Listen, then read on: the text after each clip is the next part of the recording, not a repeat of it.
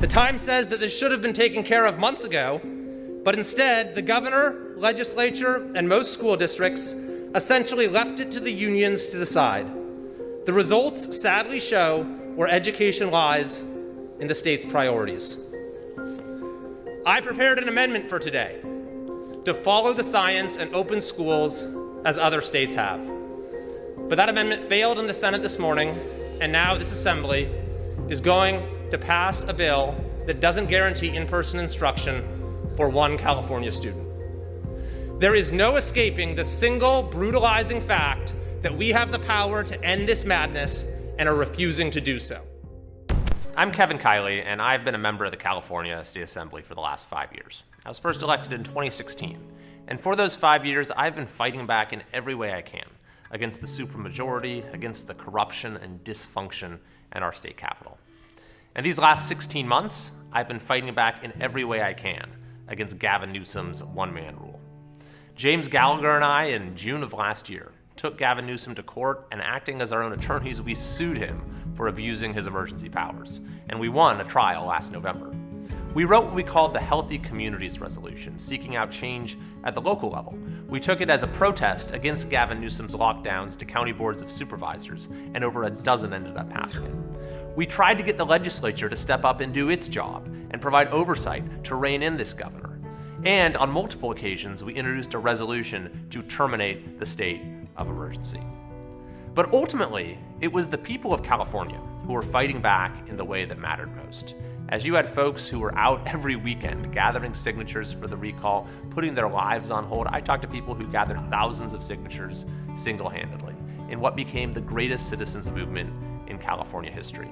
So I came to see this as bringing a whole new element to the equation, the voice of the people of our state, putting their mark directly on our politics. So I joined the recall in a supporting role to support the extraordinary folks who are out there making this happen. I held 50 events throughout the state to try to get the word out, to try to get the signature gathering process over the finish line. And it's important to recognize that this movement did not start with politicians like me working at the Capitol, and it didn't start with our party. It was a grassroots movement that started with people in their communities who decided that they had to fight back. And I think there are some lessons there. For our party, that this is where the heart and soul of our party resides, is at the grassroots level, and for our state, that things will work a lot better if we return power to the people. That's why I say the most important job of our next governor is to make it less important who the governor is, by returning power to local communities and their citizens. To begin to make that happen, the new governor will need to be prepared to move aggressively, to take action on day one, because whoever wins this thing is going to have a short period of time before the next election. For me, that would entail 3 basic steps.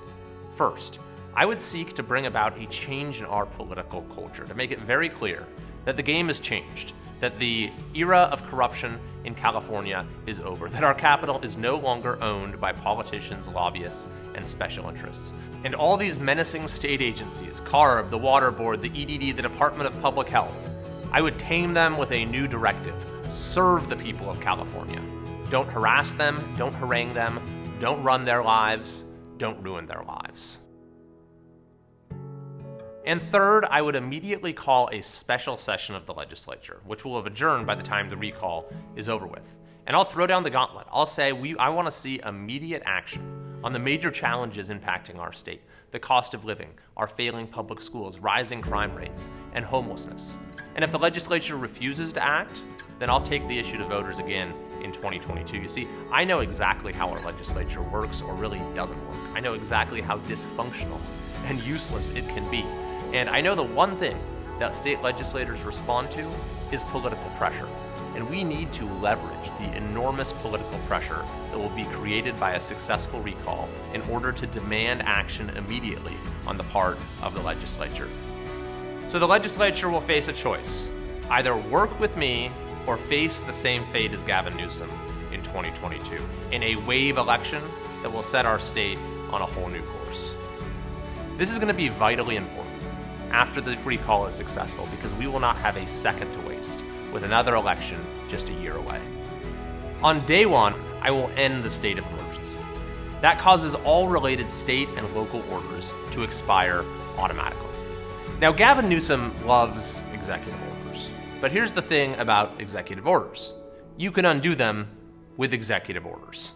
For every executive action Gavin Newsom has taken to violate our rights and diminish our freedoms, I will take executive action to restore those rights and protect our freedoms.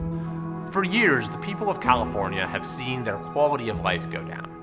But what we've failed to effectively do as an opposition party is to connect the dots with the failures at our state capitol, with our corrupt political class. This is our opportunity to do that. As people have had their eyes fixed on our state capitol for the last 16 months, like never before.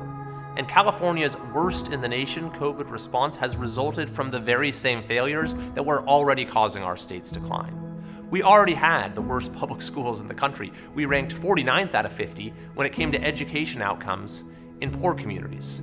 And then during COVID, we had the worst school shutdown. We were 50th out of 50 in getting our kids back to school, and the cause is the same, that we have a special interest that runs our capital, the teachers' unions, whose business model is keeping kids trapped in failing schools. Prior to COVID, we had the worst business climate in the country. We had the worst restrictions on economic freedom, on the right to earn a living, like AB 5. And then during COVID, we had the worst shutdown of any state. And yes, on day one, I will make sure that every California school is open, full-time, 5 days a week, no excuses, and no masks required. As we all know, our party in California is at an all-time low.